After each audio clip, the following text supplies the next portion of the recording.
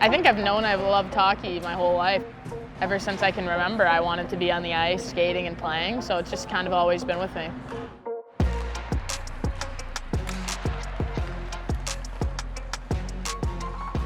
I definitely am not one to sit out. I'd never missed a game in my career until the last month and a half.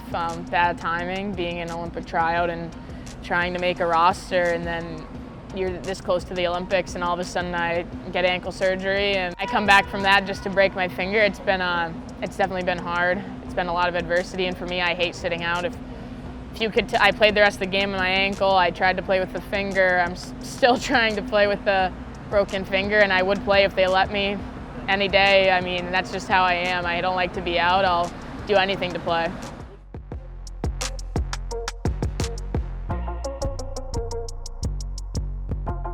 I love it. You can walk through every game I play in. We can talk about every scenario and learn from that. It also definitely sometimes when you're playing a bad game, it can let you know you're playing a bad game. When your dad's a coach, he likes to let you know. But I think it's really helped me develop.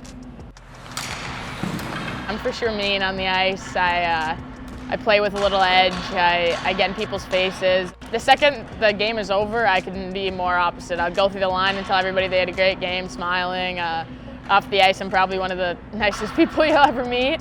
I love to joke around, have fun, and I think I bring that on the ice too. I'm always trying to have fun, say jokes. If people are maybe making fun of me a little bit, I love it. I think it's hilarious. I can make fun of myself with the best of them. So when people on the other team are maybe giving me some chirps, I always laugh. I'm never one to get mad about it.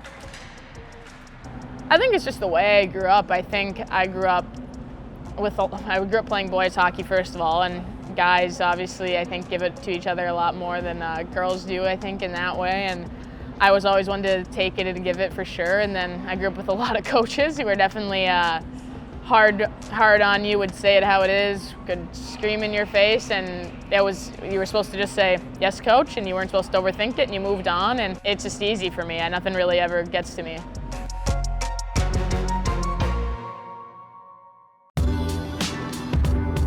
It's incredible to be on the ice with these players who have really done it all, been through everything, through silvers, golds, world championships, who have just, from when they were younger, making these teams and still here, still being some of our best players. It's awesome because you look up to them and you know that they're just incredible players, but you also are friends with them and you could go to them with anything and they're just your peers. But then when you really look at it, you're like, yeah, I grew up in like high school, maybe even middle school, watching these players play. So it's a really cool moment.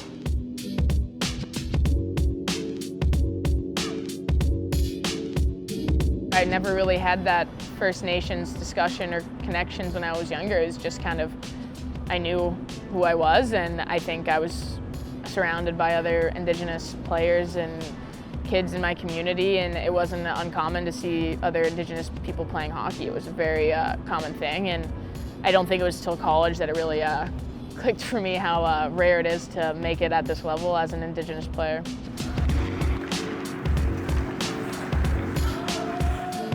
For me personally, I think a lot of it is getting kids exposed and making it accessible. I think that is the biggest thing, is that hockey can be a very intimidating and not welcoming sport, and I think it's about getting kids with sticks and gloves and teaching them the basics of hockey so that if they go up to the rink, they're not going to be embarrassed or not feel like they don't belong.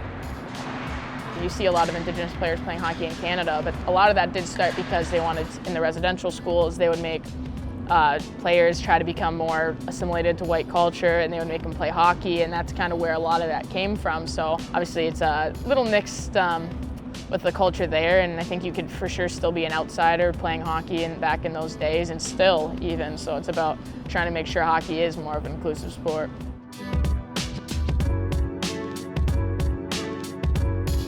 The support you receive from my own tribe and from everybody else just who wants to see an Indigenous player thrive, it's really great to feel like you have so many people behind you.